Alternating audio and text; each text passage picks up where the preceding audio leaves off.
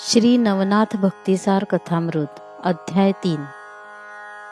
या अध्यायात मारुती व मच्छिंद्रनाथ यांची भेट आणि मच्छिंद्रनाथांचे स्त्री राज्याकडे गमन याबद्दल सांगितले आहे। हा अध्याय वाचल्याने शत्रूचा नायनाट होतो, मुष्टिविद्या प्राप्त होते व घरात मारुतीचे वास्तव्य राहते। मारुती व मच्छिंद्रनाथ यांची भेट। मच्छिंद्रनाथ पूर्वेकडच्या जगन्नाथादी तीर्थयात्रा करून सेतुबंध रामेश्वरास गेले। तेथे मारुती स्नान करून बसणार तोच पाऊस पडू लागल्यामुळे आपणास राहावयाकरता दरडी उकडून गुहा करू लागला। हे मारुतीचे कृत्य पाहून मच्छिंद्रनाथास विस्मय वाटला। त्यांनी मारुतीला म्हटले की मर्कटा, तू अगदीच मूर्ख आहेस। शरीराच्या संरक्षणाकरता तू आता सोय करीत आहेस। अरे, पाऊस एकसारखा सपाटून पडत आहे, आता तुझे घर केव्हा तयार होईल? घरास आग लागल्यानंतर विहीर खणावयास लागावे, तोपर्यंत पाऊस पडत असता तू आता घराची तजवीज करतोस, हे काय? असे मारुतीला मच्छिंद्रनाथाने म्हटल्यानंतर तू असा चतुर दिसतोस, तो कोण आहेस? म्हणून मारुतीने मच्छिंद्रनाथास विचारले। तेव्हा मी जती आहे व मला मच्छिंद्र म्हणतात, असे त्यांनी उत्तर दिले। त्यावर तुला जती असे लोक कोणत्या अर्थाने म्हणतात, असे मारुतीने मच्छिंद्रास विचारले।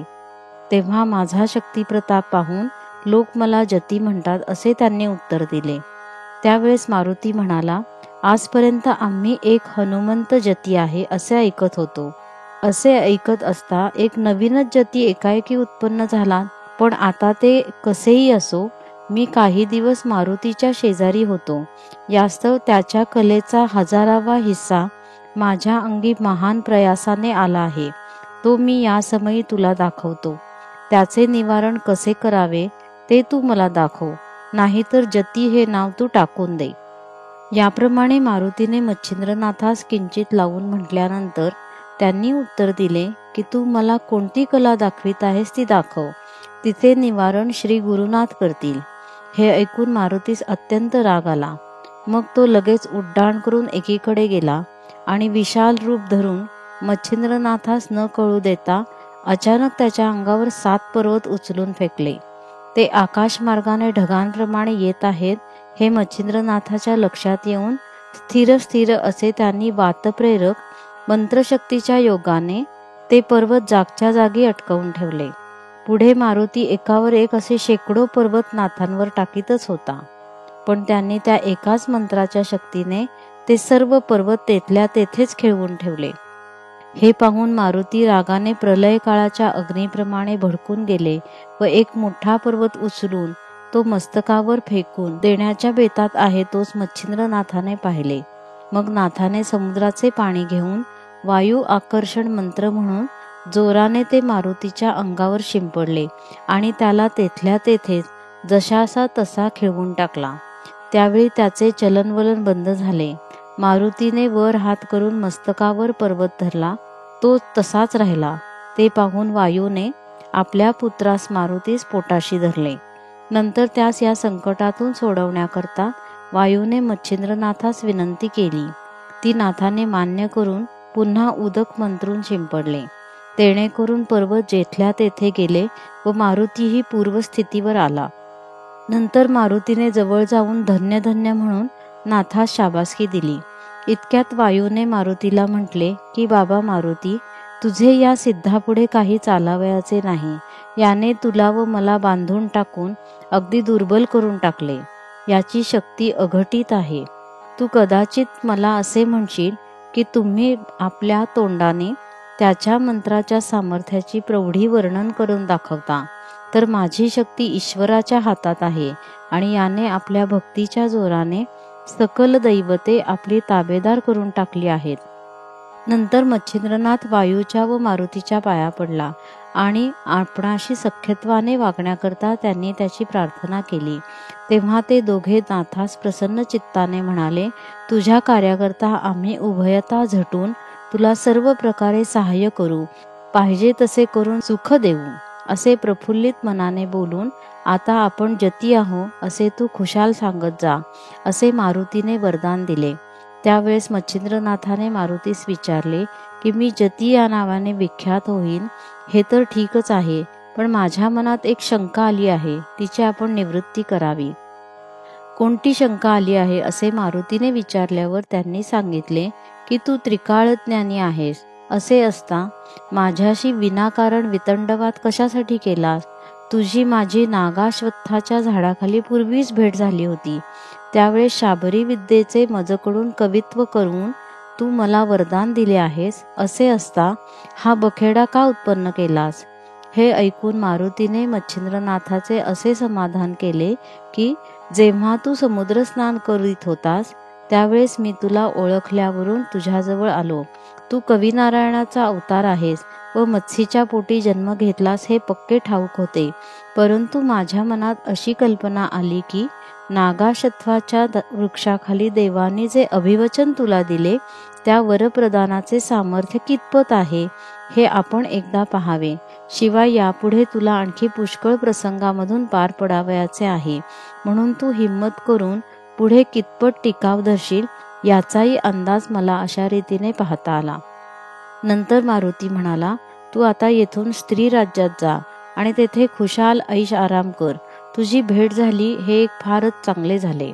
तुझ्या हातून माझ्या मस्तकावरचा भार उतरला जाईल. मग असे कोणते ओझे तुझवर पडले आहे? म्हणून मच्छिंद्रनाथांनी विचारल्यानंतर मारुतीने मुळारंभापासून सर्व कथा त्यास सांगितली.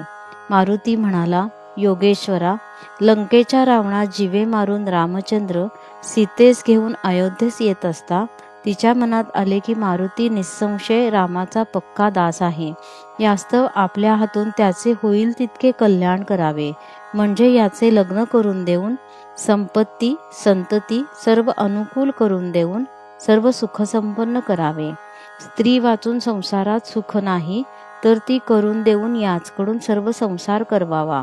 परंतु हा ब्रह्मचारी असल्याने माझे भाषण मान्य करील की नाही असा संशय तिच्या मनात आला.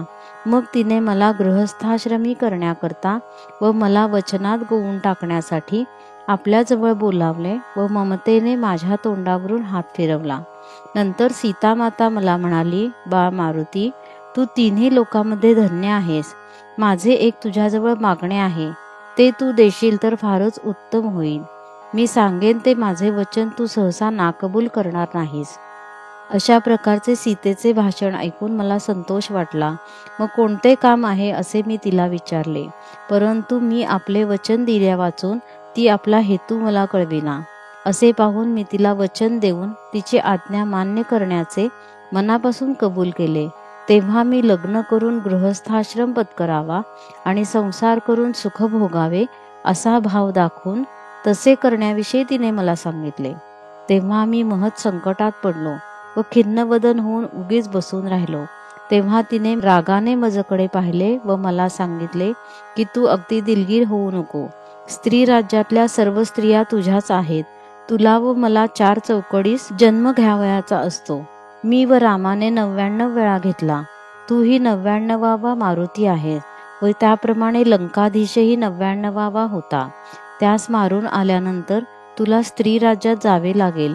तो योग आता घडून आला. यास्तव समयास अनुसरून वाग. याप्रमाणे रामचंद्राने मला सांगितल्यानंतर मी स्त्री राज्यात गेलो. त्यावेळी त्या ठिकाणी मैनाकिनी नावाची राणी राज्य करीत होती.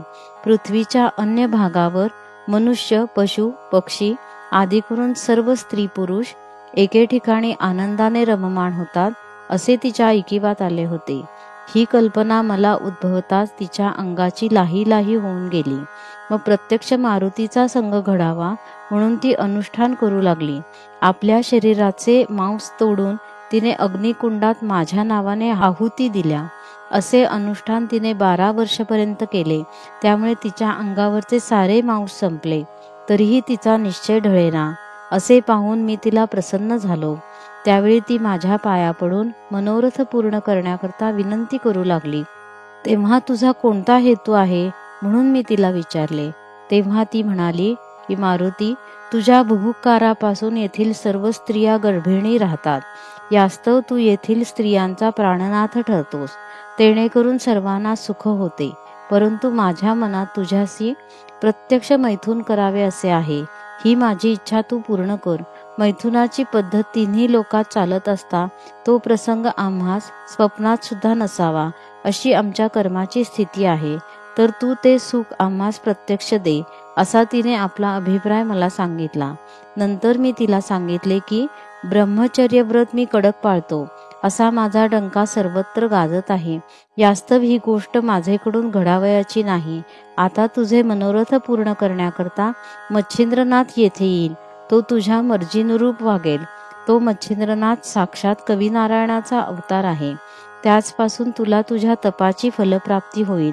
अशा युक्तीच्या मार्गाने मी तिचे सांत्वन केले. तो योग आज घडून आला आहे, तर तू तिकडे जाऊन तिचे मनोरथ पूर्ण कर. मारुतीचे असे भाषण ऐकून मच्छिंद्रनाथांनी सांगितले की मीही ऊर्ध्वरेताच आहे, म्हणून मला हे कार्य सांगून काय उपयोग. माझ्या ब्रह्मचर्याचा मात्र अशाने समूळ नाश होईल व जगात दुर्लौकिक होईल, म्हणून हे कुकर्म मला सांगू नये. तशात स्त्री संग हे अपकीर्तीचे भांडार होय, म्हणून ही गोष्ट करावी असे माझ्या मनात येत नाही. अशा प्रकारे मच्छिंद्रनाथाचे भाषण ऐकून मारुतीने त्यास सांगितले की ही अनादी कालापासून रहाटी चालत आली आहे, म्हणून भोग भोगल्याचा दोष नाही. जसे 99 मारुती तसेच 99 मच्छिंद्रनाथ असा क्रम चालत आला आहे. तुझ्या पोटी मीननाथ म्हणून पुत्र होईल, त्याची सूर्यासारखी कीर्ती प्रगट होईल, असे मारुतीने त्यास सांगून त्याचे मन वळवून घेतले. मग मारुतीच्या म्हणण्यास मान देऊन मच्छिंद्रनाथ स्त्री राज्यात जाण्यास कबूल झाले व एकमेकास नमस्कार करून ते दोघेजण मार्गस्थ झाले. अध्याय 3 समाप्त.